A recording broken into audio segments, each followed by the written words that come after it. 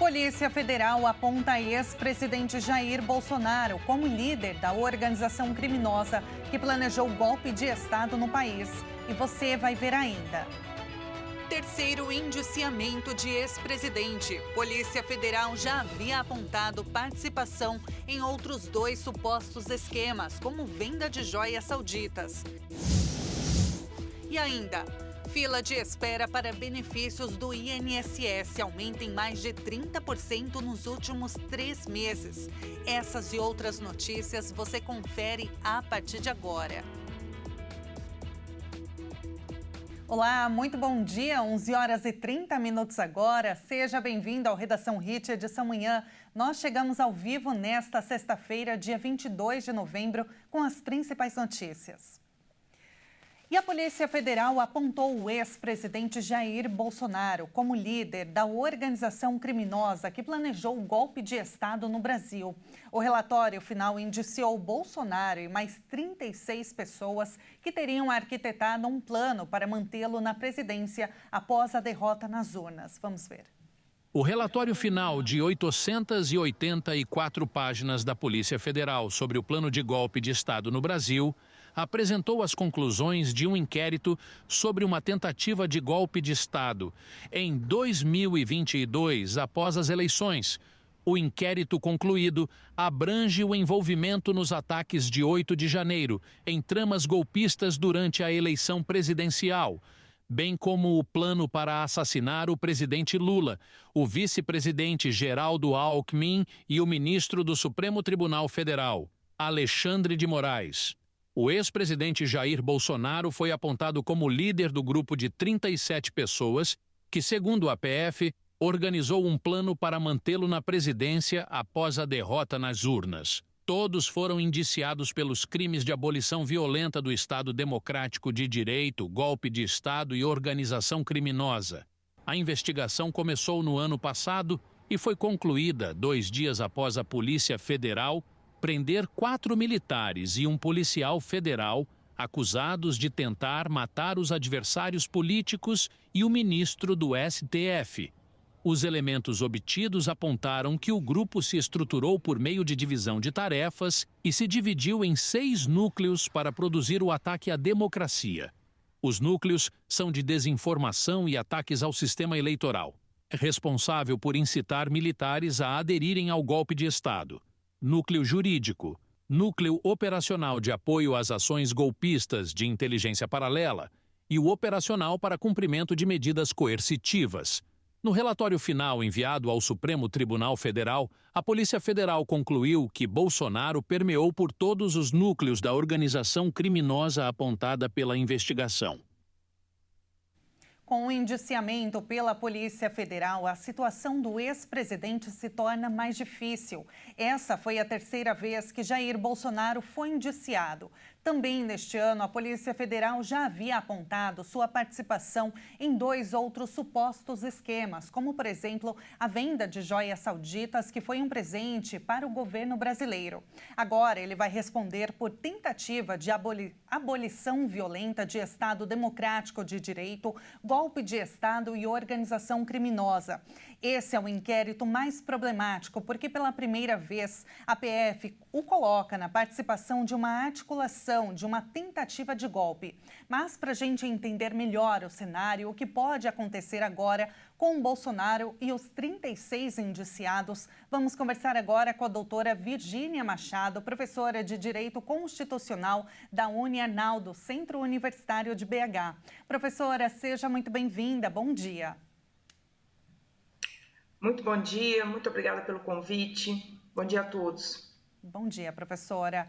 A primeira pergunta que eu quero te fazer é qual a diferença entre abolição violenta do Estado Democrático de Direito e tentativa de golpe de Estado, que são os crimes pelos quais o ex-presidente foi indiciado? Bom, inicialmente é importante a gente destacar que ambos os tipos penais, e quando eu falo em tipos penais, são os crimes, né, que nós estamos trabalhando. Eles estão previstos no Código Penal recentemente, eles foram previstos recentemente, inclusive por uma lei sancionada pelo ex-presidente Jair Bolsonaro. Um que é a abolição violenta do Estado de Direito, é o artigo 359-L do Código Penal, que trata basta a tentativa, então é importantíssimo, num primeiro momento, antes de eu diferenciar os tipos, que todos entendam que nestes dois tipos, tanto a abolição violenta do Estado de Direito e golpe de Estado, eu não preciso da consumação, até porque se consumar, possivelmente nós não estaríamos aqui discutindo essas situações, né? Então, a mera tentativa já consuma o crime, já vai perpetrar a conduta penal de forma completa. Então, na abolição violenta do Estado Democrático de Direito, o tipo penal nos estabelece que cabe ao agente tentar, né? A conduta típica é a tentativa, com o uso de violência ou grave ameaça, abolir o Estado de Direito, no sentido, o Estado democrático de direito, de ferir as instituições democráticas, de ferir a organização do Estado, restringindo os poderes constitucionais de se estabelecerem. Então, se a gente for pensar do aspecto aqui da atuação do Poder Judiciário, né,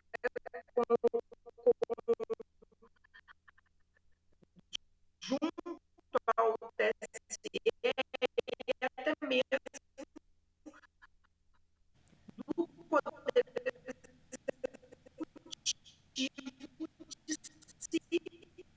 Nós estamos com um probleminha na conexão, infelizmente, com a professora Virgínia. Nós vamos tentar reconectar.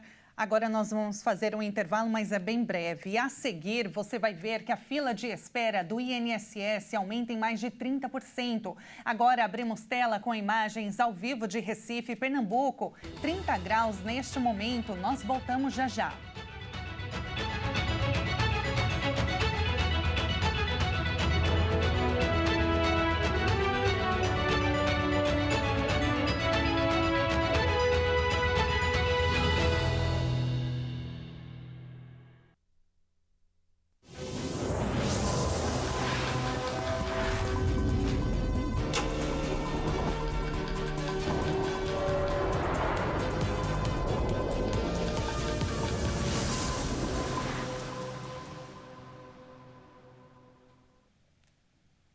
E nós estamos de volta com mais notícias, 11 horas e 40 minutos agora. A fila de espera para os benefícios do INSS aumentou 33% nos últimos 3 meses. De 1.300.000 pedidos em junho, passou para quase 1.800.000 em setembro, segundo o Boletim Estatístico da Previdência Social. Atualmente, cerca de 560.000 pedidos estão há mais de 45 dias em análise, prazo máximo determinado pela Constituição. O aumento da fila preocupa principalmente os beneficiários mais vulneráveis, que em sua maioria são idosos e pessoas com deficiência que aguardam o recebimento de auxílios assistenciais. Má notícia para quem aguarda a aprovação de benefícios da Previdência e fica a dúvida o que fazer agora, o que está acontecendo e quando a fila vai ser zerada. Eu convido agora ao vivo a advogada especializada em direito previdenciário, Letícia Costa, para tirar todas as dúvidas. Letícia, bom dia para você, seja muito bem-vinda. Bom dia, obrigada pelo convite. Bom dia, telespectadores. Bom dia, Letícia. Explica pra gente o que está acontecendo com o sistema da Previdência, que a gente vê que a fila ela só aumenta. Infelizmente, nos últimos 3 meses, nos deparamos com essa situação alarmante do número excessivo de espera, né, para análise dos benefícios. São duas vertentes que devem ser analisadas que podem ter ocasionado a situação. Uma, porque nós passamos por uma greve dos servidores, que eram os responsáveis pelas análises dos benefícios. Logo depois, ocorreu a greve também dos servidores médicos responsáveis pelas análises, em especial dos benefícios por incapacidade.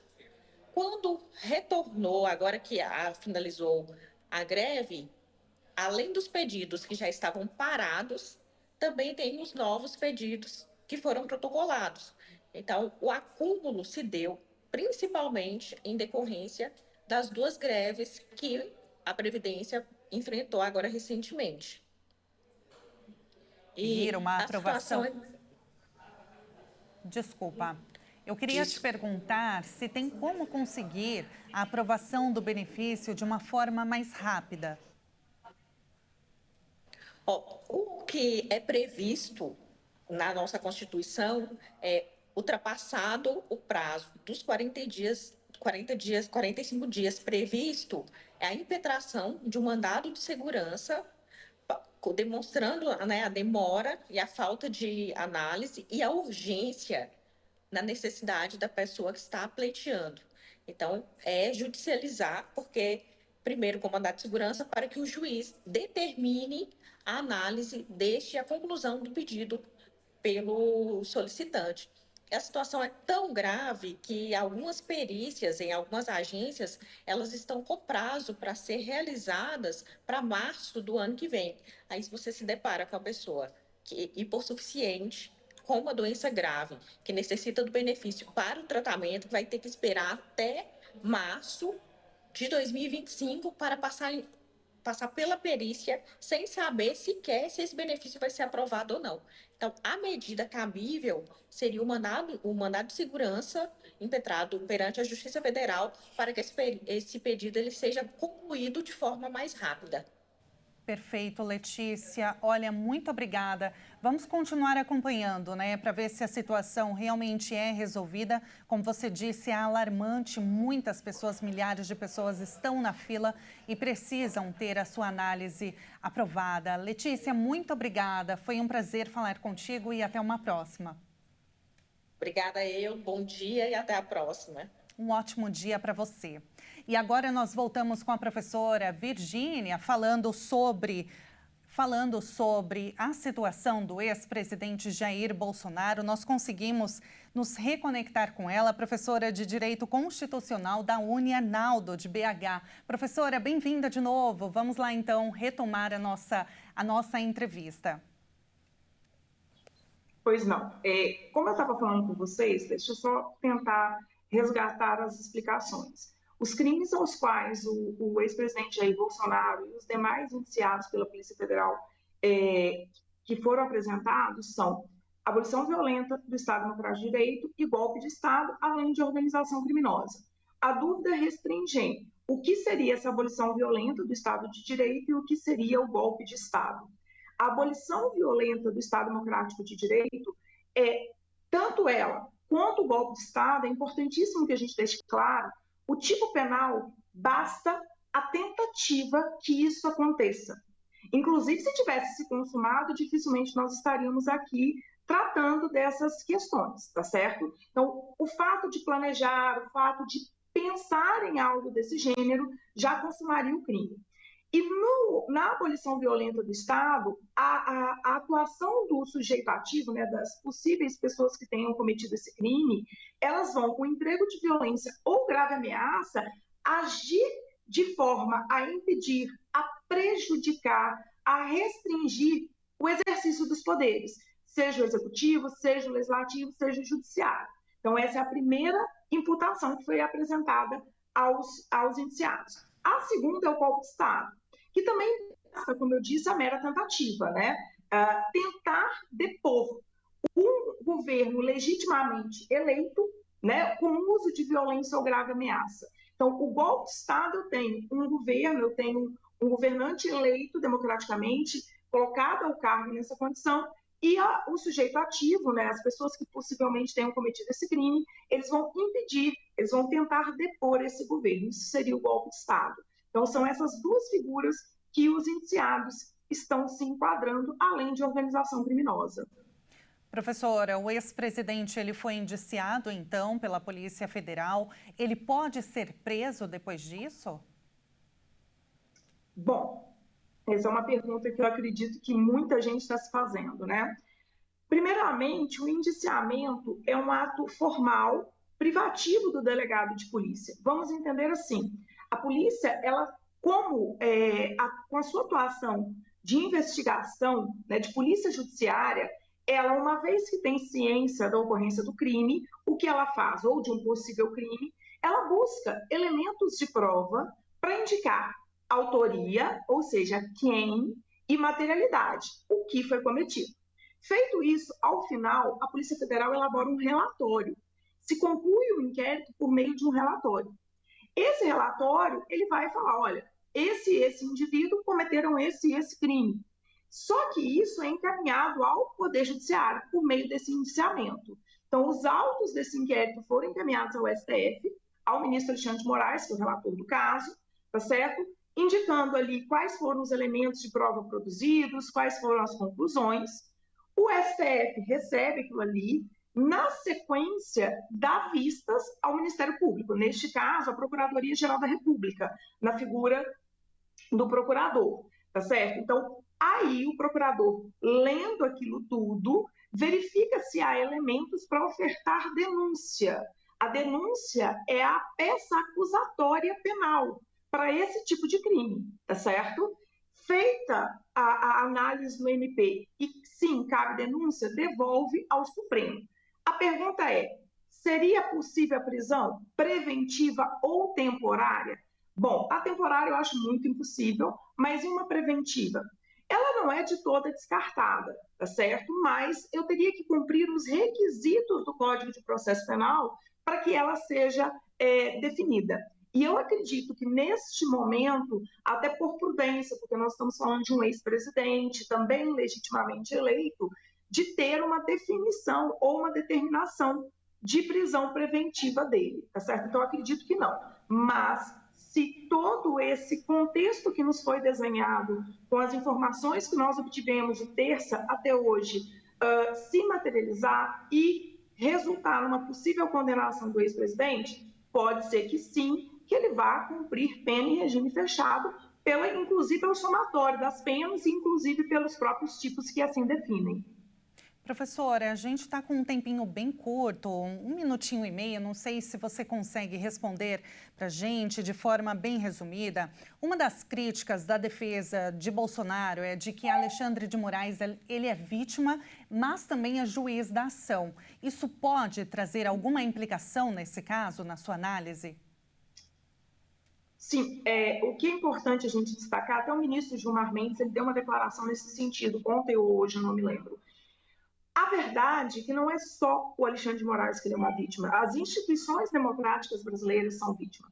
Então, se era o Alexandre de Moraes, se era o Gilmar Mendes, se era o Barroso, eles seriam possíveis vítimas, o Poder Judiciário estava como vítima.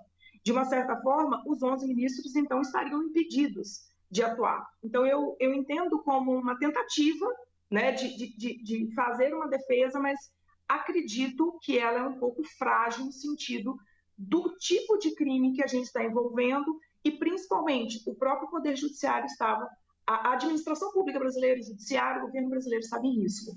Perfeito. Professora, muito obrigada pela entrevista. Olha, que bom que a gente conseguiu retomar a conexão e te ouvir, mesmo que num tempo bem curtinho, com um pouquinho de pressa, mas infelizmente o nosso tempo é curto, mas eu te agradeço demais pela disposição. Muito obrigada, professora. Eu que agradeço.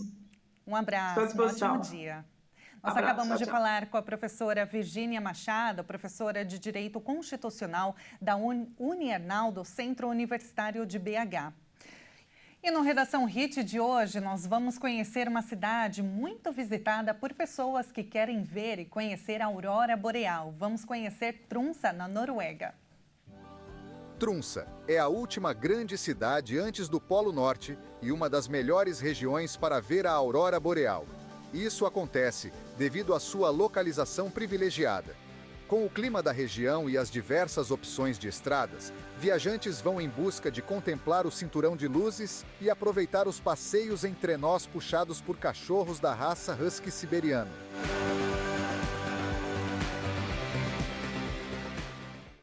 E antes de encerrarmos esta edição, vamos agora para essa cidade tão bonita chamada Tromsø. Saindo do Brasil, vamos para a Europa, na Noruega, viu? Por lá agora são 15 horas e 52 minutos. Em Tromsø, as temperaturas elas chegam a menos de 10 graus. É frio, viu? Muito frio. Mas mesmo no inverno não é tão extremo quanto outros destinos do Ártico, como o Alasca, por exemplo, onde os termômetros costumam marcar entre 30 e 40 graus negativos. Olha só, imagina estar lá observando a aurora boreal, as baleias, andar de trenós e pescar bacalhau e comê-lo fresco.